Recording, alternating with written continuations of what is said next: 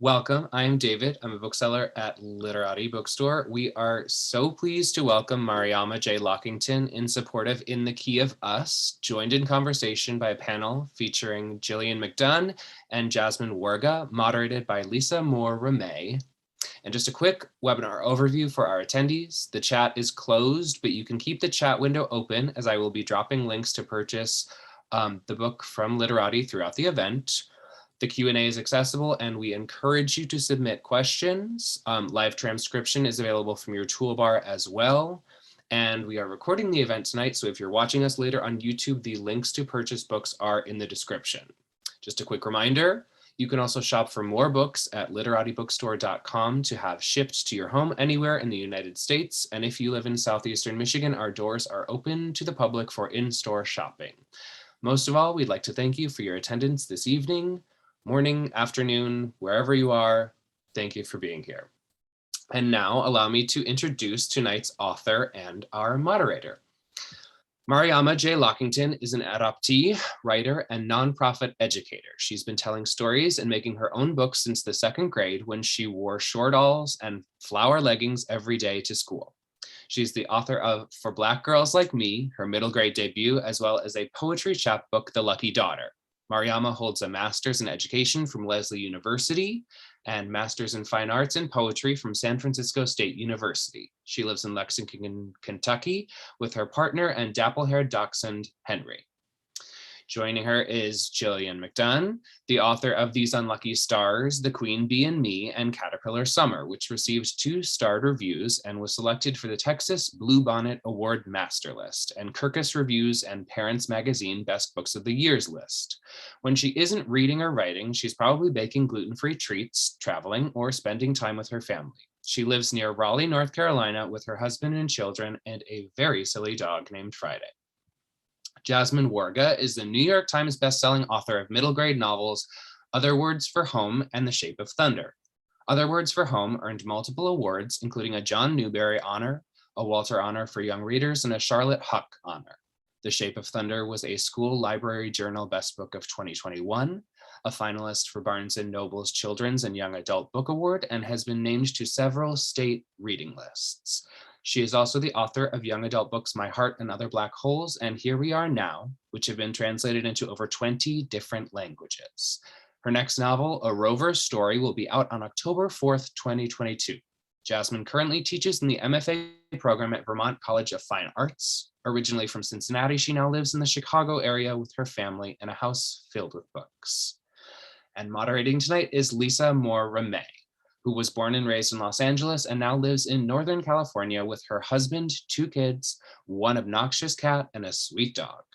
A Good Kind of Trouble, a Walter Dean Myers honor book and an indie bestseller, was her debut novel published in 2019. Something to Say was published in 2020, and Mapmaker, a middle grade fantasy, will be out in 2022. So without further ado, take it away. I know we have some readings and then we're going to go into a conversation. Welcome, welcome everyone. I am so excited to be here with my friends, fellow authors. This is really exciting for me. I'm not going to waste any time talking to you all because I want you to hear their amazing words. And I would just ask the authors if they wouldn't mind giving a very quick pitch for the book and then a short reading. And we will start with the star of the day, Mariama. We're all stars, but thank you, Lisa. Hi, everyone. I'm so excited about this, mostly because I get to hang out with my author friends and see people who don't live in my hometown right now. So In the Key of Us just came out a week ago, pretty much. And it is the story of 2 girls who attend a music camp in Northern Michigan. Andy is a trumpet player and a brand new camper and is grieving the loss of her mother. And Zora is a flute player who is very bossy, very on top of everything, and is a returning camper, also dubbed the Queen of Camp. And the 2 kind of get off on the wrong foot, but eventually develop a friendship and more. So it is my, first crush, first love, summer of adventure, of healing and grieving band camp, orchestra camp book. And I always like to show people, because I'm obsessed, there is a map in the book of the camp so that as you're reading along, if you're like me, you can check out where these campers are hanging out at.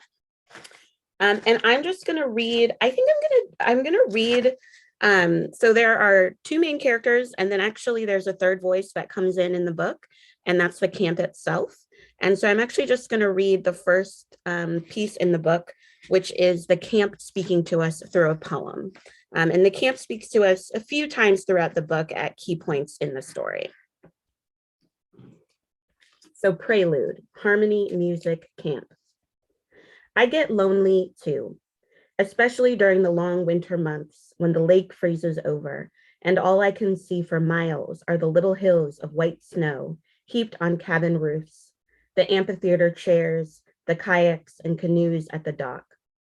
I get lonely too and count the days until the ground thaws and broken blue eggshells litter the sidewalks. Up above in hidden nests, baby robins learn to sing. The music always starts soft. The drip, drip, drip of icicles melting from gutters, lake water unfreezing at the edges, and then the slap, slap, slapping of small waves relearning the sound of the shore. The chorus of robins grows stronger. The trees yawn and stretch their branches green. Someone comes to open all the windows, to remove the cobwebs from each corner, to sweep, sweep, sweep the dark cherry floors, a quartet of light playing on each cabin's wall, a familiar rhythm thrumming. I become myself again, a place people return to, a summer home full of birdsong, brass, eager voices. June brings them by the hundreds. Campers flood my sunlit rooms, stone practice huts, my campus full of nodding tulips and tall white oaks. I open my grounds to all of them. I listen, I listen, I listen until my listening becomes a prayer. I creak and sag and hold the weight of their dreams until their music is everywhere. In the concrete of each foundation, in the nails holding up rafters, in the soft dirt of each pathway, until I am so full of harmonies. I remember, as long as there is a song, I am alive. Oh, that was lovely. I have questions about that, but we will first go through our, Jillian, why don't you share from Honestly Elliot? Awesome, I would love to. So this is my book that came out in March. It's called Honestly Elliot, and it is about a sixth grader boy who is having a really tough year transitioning to middle school. His best friend has moved away. He's struggling academically. He has ADHD, which he's known about for a while, but it's just proving to be a bit of a struggle now that he's in middle school with middle school expectations. And he also really loves to cook. That's like his place where he really feels like he is most himself. The only problem is his dad does not think it is a very good career or even a very good hobby. And so there's some tension there with dad. Parents are divorced. Dad and the stepmom are expecting a new baby. That's the intro to where he is. So I'll just read a little bit. This is the very beginning. So he says, if you saw me in the kitchen, you would think that I'm the kind of person who has it all together. That's because cooking is my secret power. It's my favorite thing to do. And it also happens to be the place where I am most completely myself. In the kitchen, I'm not my regular old, always late, homework forgetting, not many friends, extra disorganized self. When I become Chef Elliot, I'm focused, confident, decisive. I look at a pile of ingredients and see all the possibilities stretching out before me, everything that they can become, and then I transform them into something bigger and better. When I start to cook, I'm calmed and energized at the same time. It's like a magnetic force. I can't resist. The first page. Just love Elliot. All right, Jasmine, your turn. Yay. After both of you read, I just wanted both of you to keep reading. This is so fun already. So I'm actually going to read the very first chapter from my book, that is coming out this fall on October 4th called A Rover Story, which, as the title implies in the cover illustration, is about a Mars rover. So following in Mariama's footsteps, the narrator you're about to hear from is a non-human narrator. So the book is mostly told from Resilience's point of view, that's the name of the rover, with a couple of interludes of other letters throughout the book. But I'm going to start. This is the first chapter. The first day. I am not born in the way humans are, but there is a beginning. Beeping, bright lights, a white room filled with figures in white hazmat suits. So much information to process, but I can handle it. I awake to knowledge. My circuits fire. The room cheers. A loud sound, but it does not startle me. I am not built for startling. I have been built for observation. In the sea of unknown figures, I focus on a face. I do not know if I have a face. If I have one, my information suggests it is not like this one. This face has what humans call lips. The human lips curl upward. A smile. I cannot smile. This I know. But somehow I understand the significance of this expression. I am learning. My mission has begun. I'm so amazed at how both Mariama and Jasmine, that you both have included these. But well, I mean, Jasmine, your whole book is like from a non-human perspective. So can you talk a little bit about that process of imagining a character through non-human eyes and what it was like to write from that perspective? And Mariama, why don't you start? Yeah, sorry, I'm still trying to digest that first chapter, which I want to read all of it now.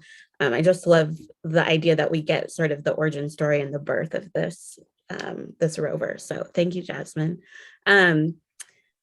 So for me, I wanted to include some voice of the camp because the idea for this book really started with character and then also with setting. Plot worked itself out along the way. But camp is, at least in my life, I've been privileged to go to a couple of overnight camps, some day camps.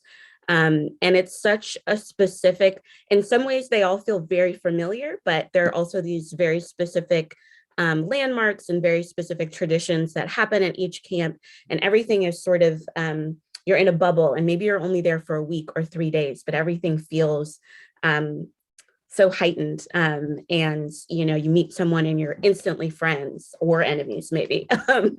And so for me, I always write pieces of fiction, I guess, that are kind of hybrid. I'm a poet at heart. And the voice of the camp just kept coming to me. What does the camp see, hear, and feel? And what does it feel like to be this place that like comes alive during the summer, but maybe is kind of dormant during the winter, and especially a place that's so full of like sound and music. And so those images came to me, and it came pretty natural to just sort of write the voice of the camp. I did try to write it as prose at first, and that was not working for me. So I feel like with poetry, you can say so much, but so succinctly, and you have to really weigh each word.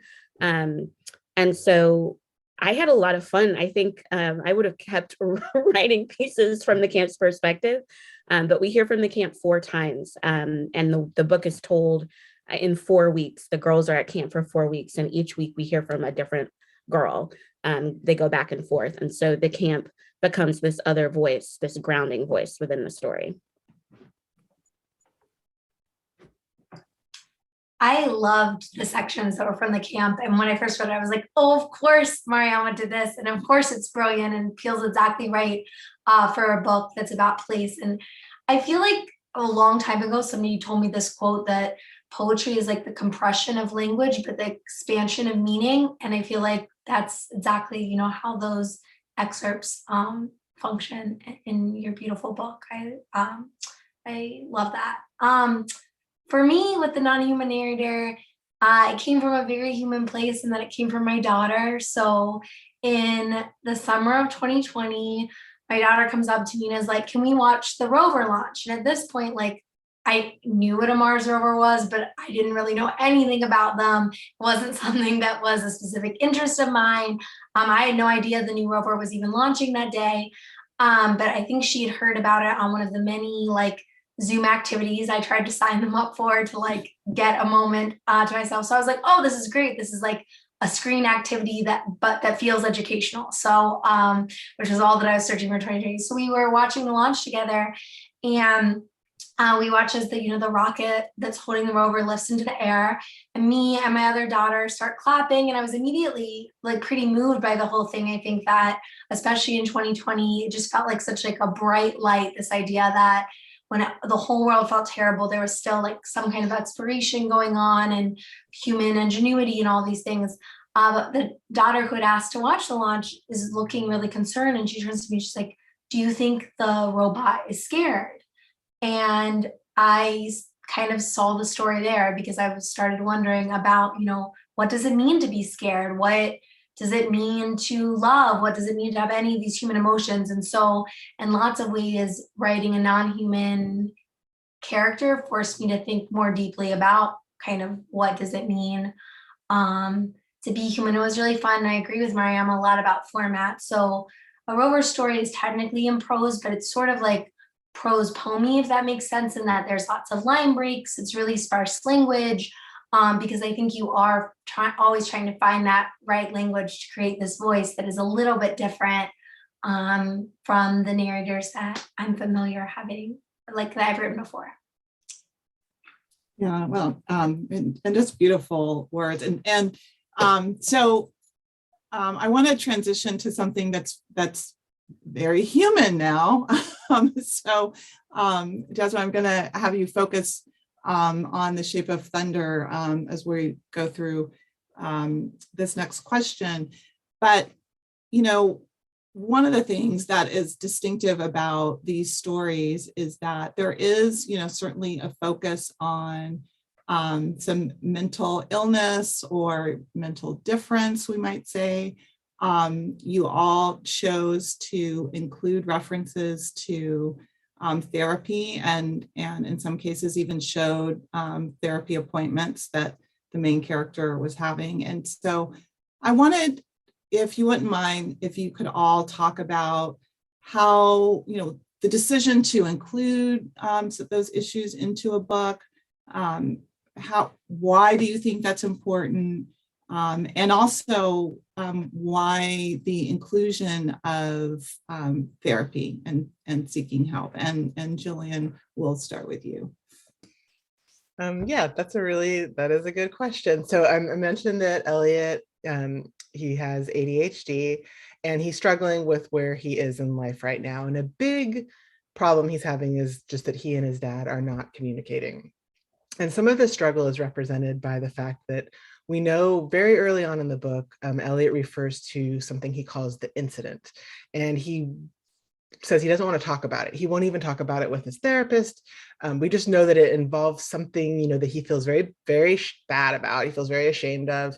And we know he owes dad money, which is kind of the launching point of the book and why he decides to do this school project and hope to earn money so he can go to this culinary camp he really wants to go to. So he can still pay back his dad and do his camp. So I guess the therapy thing grew out of that idea of just wanting there to be a message of like, when we can talk to each other, we can work things out. And if we don't talk about things, it's really hard to continue to have a relationship that can grow. Like as your kids get older, there's different problems. And I think that some of like Elliot and dad just keep missing each other. So it's sort of focused around the discussion around food, but also dad, I think, is really worried about Elliot and really wants Elliot to look like dad did when he was a kid, and Elliot does not. So they're kind of like coming to this reckoning, and they're needing to kind of meet in the middle. So I think the therapy stuff is fun to include. I actually like including the actual therapy appointments, because I feel like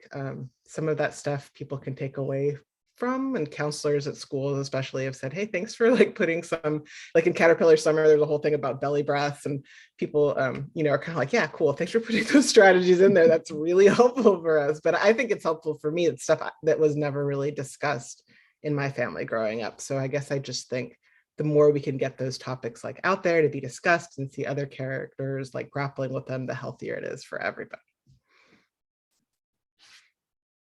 What about you, Mariama? Yeah, there are so many similarities, I feel like, between Elliot and Andy in The Key of Us. But I mean, for me, I think it's really important just to make sure that we're talking about mental health issues because they're so common. We just went through a pandemic and mental health issues have skyrocketed and have ever been present among young people, adults alike.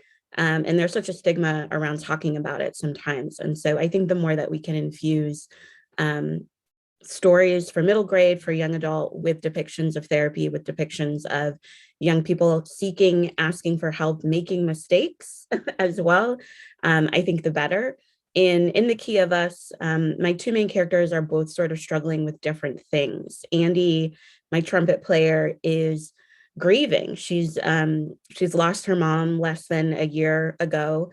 And she's sort of been thrust into this whole new life. She's been adopted by her aunt, her mom's sister, and her husband. They have a baby on the way. And so she has all these complicated feelings about already not belonging, and then maybe being in the way, similar to Elliot, I think. She also, throughout the story, keeps referring, she doesn't call it the incident, but there's something that happened on the day that her mom passed that she feels like is her fault, and that maybe her mom won't forgive her for, even though her mom is no longer around. And so she's sort of grieving and also dealing with what she did the last time she, her mom was in the world. And so that gets revealed over the book. And then Zora is my perfectionist. She does everything right. She has extremely, her parents are academics and put a lot of pressure on her. They've told her that she's going to go to Juilliard. They give her goals for camp. But she's not extremely passionate about flute. She's very talented at it. So there's a conversation about what we're passionate about versus maybe what we're good at, what we've been practicing. But Zora really secretly loves to dance. But she's also dealing with body image issues and with some self-injury. And so throughout the story, I think the girls lean on each other and learn from one another. But yeah, there are conversations about going to therapy. There are conversations about families maybe just not understanding one another, and having to have that moment of like, oh, I didn't really know that this is something you're going through. And I think for me, I put it in the author's note, I was a young person who struggled with some of the things that Andy and Zora struggle with. And I thought I was alone. I think we often feel that way when you're younger, that no one else is going through it. And I didn't really come from a family where reaching out for help was sort of part of the culture. And so I think it's really important to let young people know that asking for help is not a sign of weakness. It helps you grow, it helps you communicate better, and be a more healthy version of yourself. Yeah, Jasmine, your book, deals so much with grief, but really comes at it from two sides. I mean, it's a really compelling story that I'm sure has had a lot of people talking about it. But it's also, do you want to talk also about how both of your main characters are dealing with their issues? Yeah, so just really briefly, since I guess I didn't introduce the book at the beginning, talking about Shape of Thunder, which is a story about two young girls, Cora and Quinn, who have been best friends their whole life. But after Cora's sister dies in a school shooting for which Quinn's brother is responsible, their friendship is obviously fractured, with both of them kind of existing in separate worlds of guilt and grief, and the way kind of guilt and grief can often intertwine, because I think sometimes when we lose people, even if it's not, in this exact same fashion, we have all those moments of replaying, maybe what was the last moment, or wishing, we'd spent more time or we'd done something different. And so where Quinn is holding a lot of guilt about what her brother did and what she thinks she may have known and not shared, Cora's holding a lot of guilt about her last moments with her sister, or how she may have kind of been jealous of her sister or not as kind to her sister in those last weeks leading up. And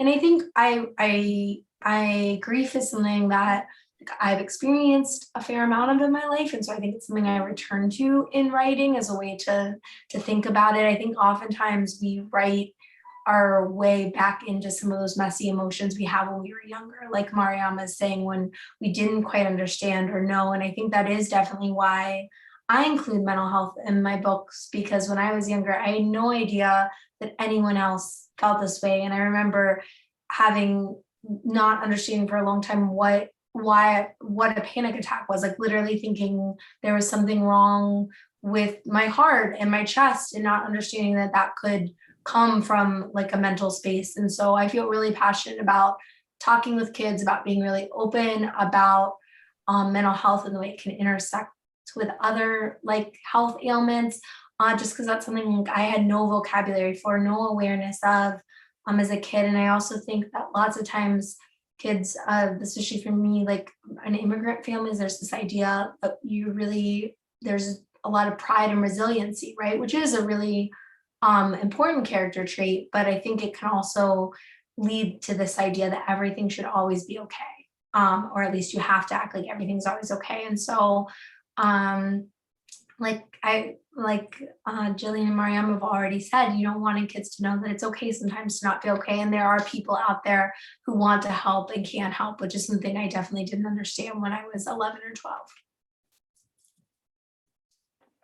So I have so many questions, and I like keep looking at the time. I'm like, I don't want to run out of time. But so obviously, as you all have said, your characters are dealing with some heavy issues, and it's so interesting to me too when I have the pleasure of reading books like yours they're so different, and yet there's so many connections that can be made.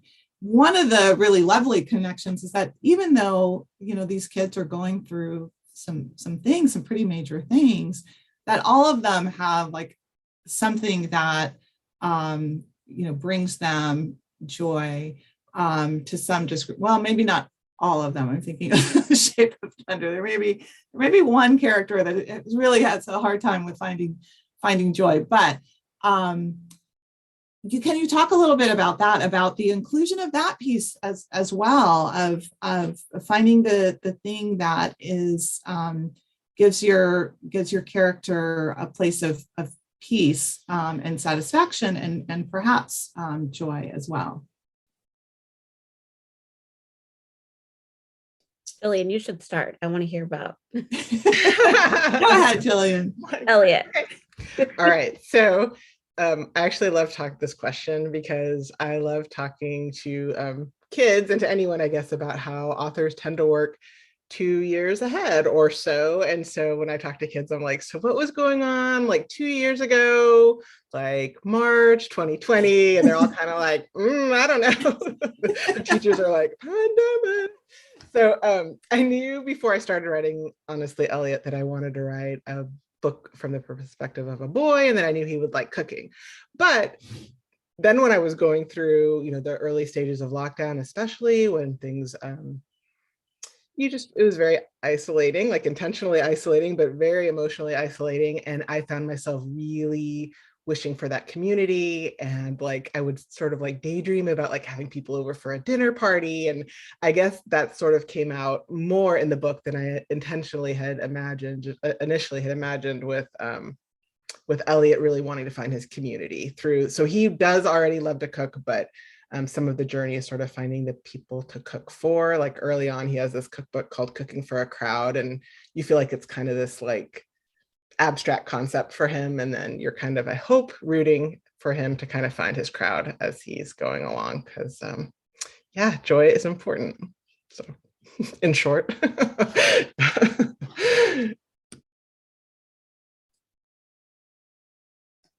Jasmine, I was like, oh, both of your characters do, because I'm like, there's the art piece and then there's the quiz club piece. So I'm like, yes, they do have their joy.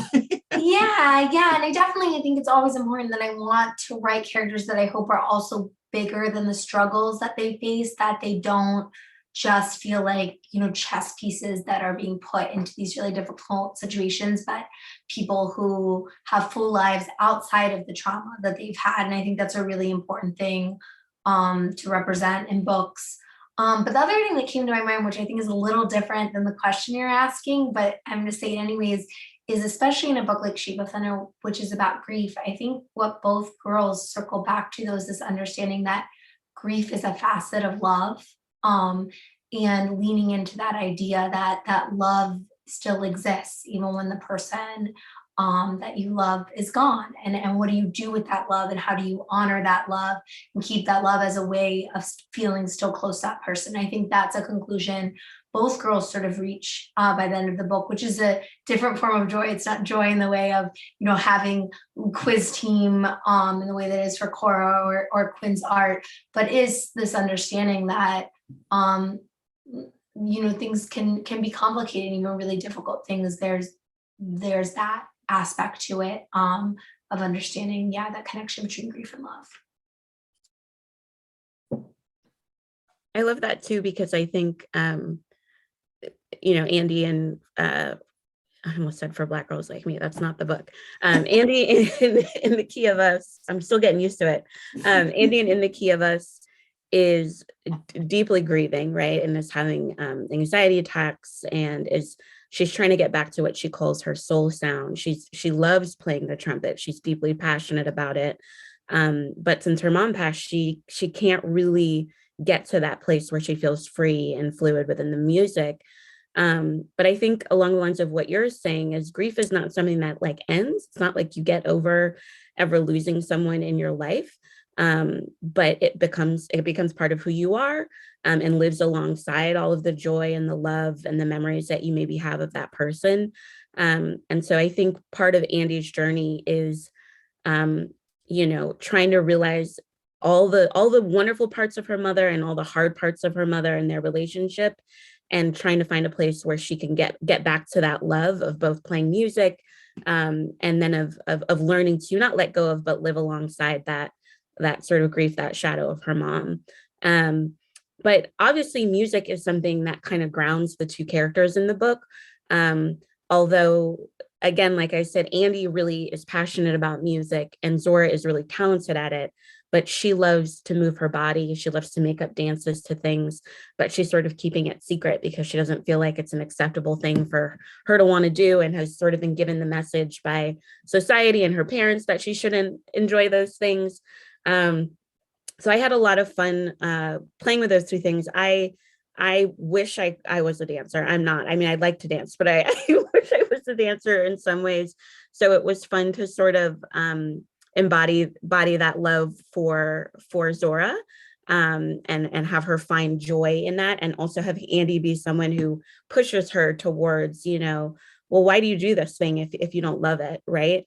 And for Andy, who's highly skeptical of this camp, is not about this uniform, is like not about mixers and like boy girl drama, any type of drama, is like, let me put my headphones on and just sort of like get through this.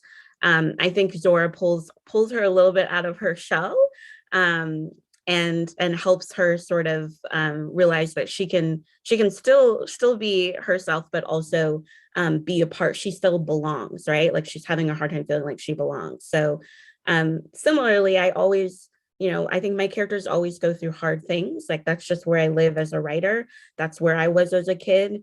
But I think that it's always important to me that things exist side by side, that there's a lot of jokes and fun and humor and hope, while at the same time being really honest with young people about hard things that we go through as humans. And it doesn't matter what age we are, we sometimes go through those things at a young age, or sometimes in adulthood as well.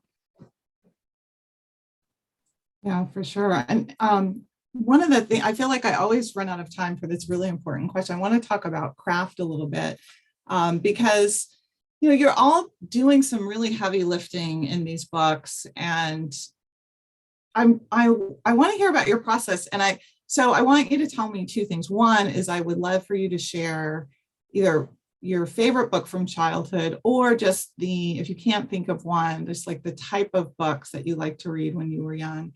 And then as far as a craft question of, if someone were to ask you, how do you write a book? What would you say? Like, I'm trying to imagine, like, when you're like, okay, I'm starting a new project, like, what's the first thing you do when you sit down? Like, how do you tackle the process of, I'm about to write a book. So I'm just going to start with Jasmine this time.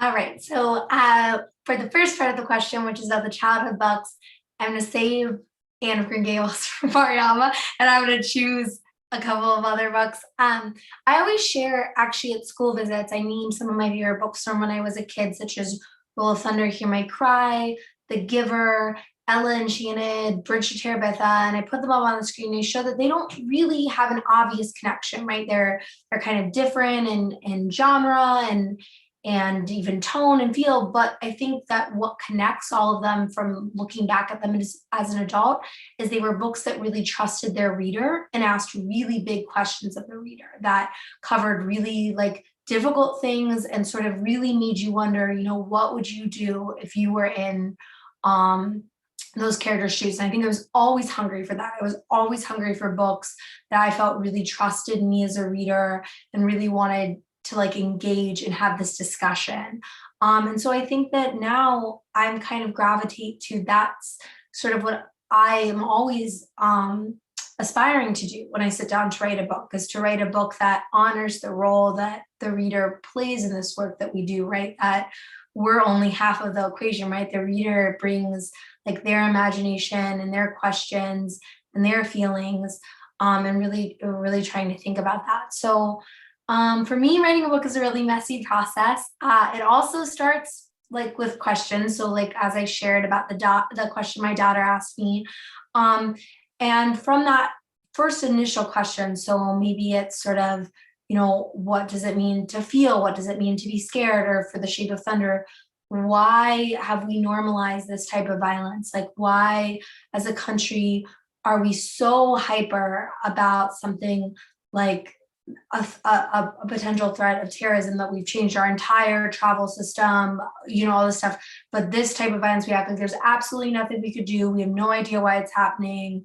And why have we thrust all the responsibility on to our kids with lockdown drills and things like this? And from there, wondering about these questions, I'll start to find a character. For me, it's always characters first. And I haven't started writing at this point. I'm just like thinking about this in my head, the characters living in my head. And once I have my character in the voice, then I just sit down and I play around with it. And so lots of times, what is technically my first draft is not really a book at all. It's me learning this character, figuring out this character. Not now to introduce a third book to talk about, but the example I like to give is In Other Words for Home. When I first started writing the book, Jude's passion was soccer. Like it took me halfway through the book to figure out, no, she's an actress and it comes from a love of American films. So it's always really messy and exploring, but it comes from this character that's born out of this like wondering and imagining of something that I'm curious about, and I'm hoping my readers will also be curious about and want to think about and discuss, you know, after they close the book. How about you, Jillian? Yes. Okay. So the first part of the question, my favorite books when I was growing up were Charlotte's Web and Where the Red Fern Grows.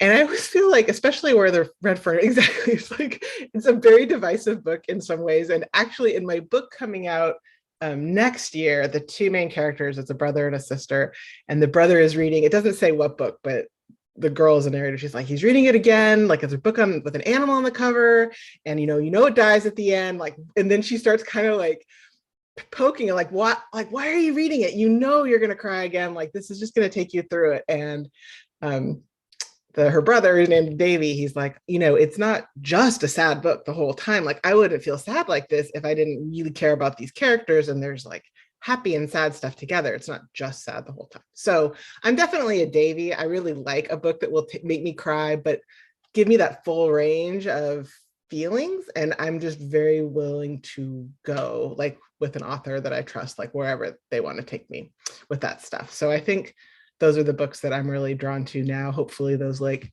there's happy, there's sad. It's not just one thing.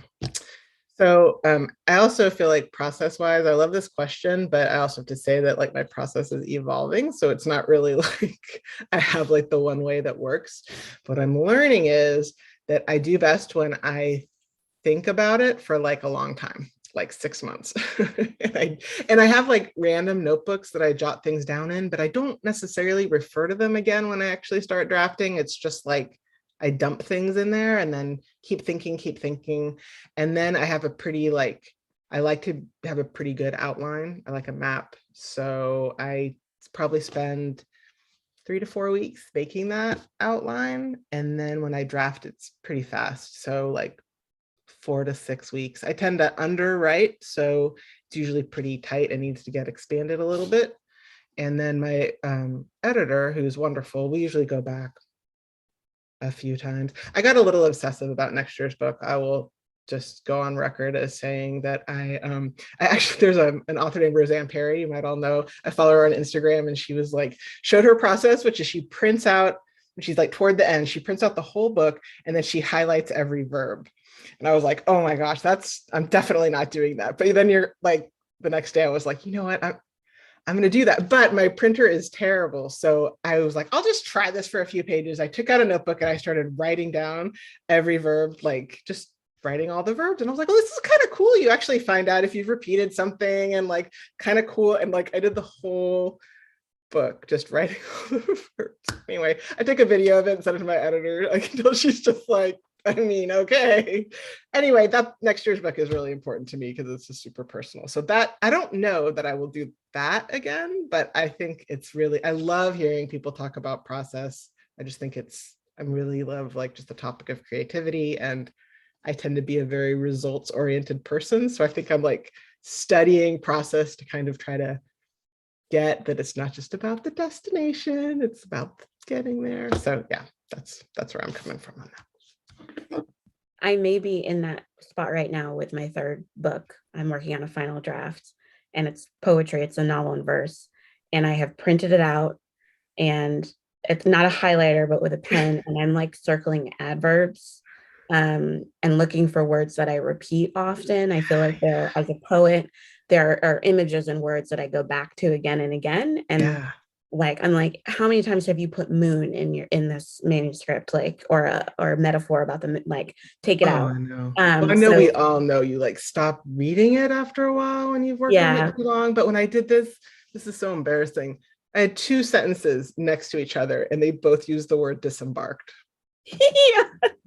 Okay. I mean, there's not anywhere else in the book but there they are. I was like, oh, cool.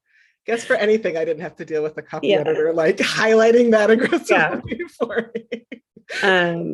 But I guess I'll start with the process question since I'm talking about it, and then I'll go back to the book question, or what I read as a young person. I think that writing a book is different, a little bit different every time. Like, I think, like you said, Jillian, there are things that I'm learning and evolving as far as how I approach projects now, especially since I got over the hurdle of writing, like writing and publishing that first book. But I also think that every book is so different. So for In the Key of Us, I would say similarly, I get an idea. It's usually a setting or a scene pops into my head, even with characters. Like for In the Key of Us, for some reason, I really wanted 2 Black girls with crushes on each other to have like that end of camp, final dance, slow dance, just like I belong here on a dance floor in the middle of this, like, camp, that maybe I don't always feel like I belong to. And so I had this like scene that came into mind, and I knew I wanted to set this book at camp. But similarly, I think I do a lot of thinking. I often have a lot of notes in my phone that are everywhere about like, oh, maybe this is what this character wants, and maybe this is a scene that could be included. Or sometimes I'll even just like write a little bit from someone's voice. And then I also like to outline just to have a map, but then usually it gets all messy once I'm actually writing. First drafts are extremely hard for me, and probably take me the longest, because I tend to overwrite, and I tend to tie everything up in a very neat bow, and no one has any problems, and characters are like perfect. They're not, but and so I love the process of then sending that first draft to my editor and being like, just take it, tell me how I can, ask me questions, because I'm sick of trying to like make this perfect, even though I know that that's not possible for first drafts. And then I love the puzzle of revision. So once I get notes back, I usually do 3 to 4 passes back and forth with editor. And that's my favorite part. That's like the puzzling, the making characters stronger, the figuring out that's not what my character wants or what she's going to be excited about, and then scratching it. And so I really like that process a lot more than the beginning process a little bit, even though that's important to it as well. And I will say that writing from 2 points of view, not easy. I was like, oh, this will be no big deal. But it's hard. It's hard to figure out how to structure the book when one voice comes in and the other goes out. At first, I tried writing it alternating every chapter between Andy and Zora, and that was a nightmare for me. So the structure, so again, camp, the idea that camp is 4 weeks long gave me like a structure and outline for this book. But yeah, I think it's always a little bit different, but I think I've learned the things that I'm good at. Like my strength is revising, not first drafting. And so if I just tell myself, get through that part, and then you'll get to the part that maybe you're a little bit faster and stronger at maybe. And then Anne of Green Gables, Forever in My Heart, is a story, both movie and book, that impacted me. I will watch it every year. And that I loved growing up. I also loved books. I also loved Gary Paulson books like Hatchet and My Side of the Mountain. I also really loved, I don't know if you remember, they're still around. They're like the My America hardcover, but it's like a series of historical books about young girls from different backgrounds, and they're historical. So I read a lot of those. I was definitely a kid that liked to read about like kids either in the here and now, or like kids going through like actual historical events and things. And similarly, I like sometimes to talk about, put up like, here are the books and covers, and they don't seem to have a thread, but I really like to read stories about, as an adopted person, I like to read stories about kids who were searching for home, were maybe stranded or isolated, trying to get back to community, were orphans. Like I just gravitated towards those stories a lot. And then Toni Morrison is an important influence for me, but I think something that's always stuck with me about her is that this is not a direct quote, but she wants you to work as a reader, right? She doesn't want to give you all the answers. It shouldn't be necessarily easy, right? Or all wrapped up in a bow. And so I think in my writing, I tend to like stories that, some things conclude, some plots get figured out, there's some healing, there's some growth, but we're still human and we're still messy. And so I gravitate towards writing those types of stories and then reading those types of stories as well. Oh, I love that. Oh, I don't know why these things are scheduled to only be like an hour, because really I need several hours with you all, because I have a whole lot of questions, but it's only fair that we do. I think that there's a question in the Q&A, so we do want the opportunity for that if there's a. Yeah, we had a viewer ask, and this can apply to everyone. What is one of your favorite moments in your book and why? Oh, this is a good question.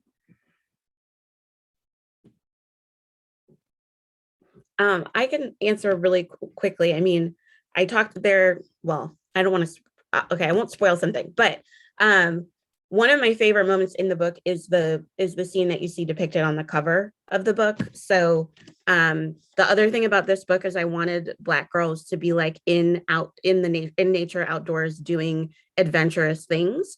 And so there is a moment in the book where Andy and Zora end up on a tandem kayak together with their various personalities.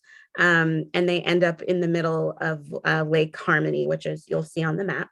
And it's one of my favorite scenes that I wrote, and I actually wrote it kind of late. It was a scene that like there was something missing, and that I wrote kind of late, and then I love that it ended up being on the front of the book. And I think it's the moment in the book where they sort of realize that even though they're kind of skeptical of each other, maybe they have a lot more in common, and maybe they have like a deeper connection than they both originally thought. And I just love that it happens out on the water, under the sun, with their skin like gleaming under the light. I love that that was a late edition, because if you'd asked me, I would have totally guessed that that was like when we were revisions for the book. So I mean, obviously fits in, and it's such a perfect moment for them to be in together. So that's awesome. Oh, my favorite one, I think probably is Elliot meeting his half brother. I guess there's just a lot of, feelings leading up to that and a lot of growth leading up to that. But I think that's probably my favorite part of the book. Yeah, I also don't want to give away too much of a spoiler, but I'd say my favorite scene to write in a Rover story has to do with the word wow and like talking about the stars. And that's like, I feel like the most I can say, but I really liked writing that scene. So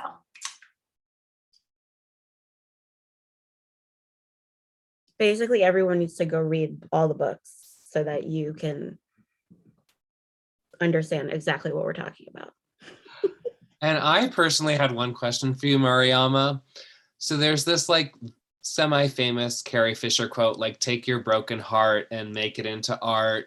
Like, your book deals very much with grieving and that these girls are at an arts camp. What do you think is the role of creating in terms of processing grief? Oh, that's such a wonderful question. I think that the role of creating, of being able to be artistic in whatever way that comes out for you, is really important in the process of grieving. I mean, I think, like I said, Andy is knows that she's not playing the way that she can play. She knows that there's something that's blocking her from playing the way she used to. And actually, the epigraph of the book is a Miles Davis quote. It says, "Don't play what's there, play what's not there." And so this idea that, yeah, we have music in front of us and we have a score. And of course, when we're collaborating with people, we have to, like, we're doing a group project, you have to do your part and play your part and all that stuff. But that it's also really important to feel through the music, feel through dance for Zora. Andy's mother is a visual artist and works out a lot of her humanness through art. And even though we don't see her alive in the book, there are flashbacks to how Andy and her mother connect with one another, even though the art that they're passionate about is not the same art. But they sort of speak the language of, this is how I express myself. And they can see the light in each other when they're expressing themselves through different forms. And I know for me growing up, I was writing really terrible poetry, but it was really important for me as an adoptee, as a young Black girl, as a figuring out my queerness. It was important for me to have writing and storytelling as a way to just work out stuff. And then later it became less insular and about connecting with people. And I think that's what happens in the Key of Us, is that both girls are kind of keeping a lot in. They're playing their music, but they're keeping a lot in and they're holding a lot. And then throughout figuring out their music, figuring out their dance, they begin to open up to one another and open up to the possibility of what music and art in general can bring us.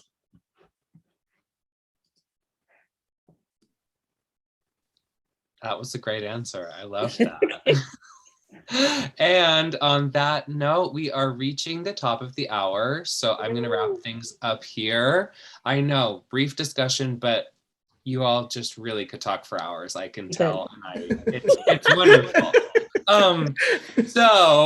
Mariama, Jillian, Jasmine, and Lisa, thank you for joining us at Home with Literati tonight, and thanks to our viewers as well. Make sure to buy In the Key of Us, as well as all of these lovely authors' other books. They are all on the event page. The link to In the Key of Us is in the chat and the event listing that brought you here. Of course, you can also contact us through our website, call the store. We're on a myriad of platforms. So thank you And I for your signed support. book plates, so I think you can, I'm sending those on, so I think you can get a signed copy too I from you all. love that. You Yeah. heard it here first. Signed Yeah. copies at Literati. Thanks for your support, everyone. We'll see you at the next event. And that's all for tonight. Thank you, everyone. Thank you, Thank you. Lisa. Love seeing you.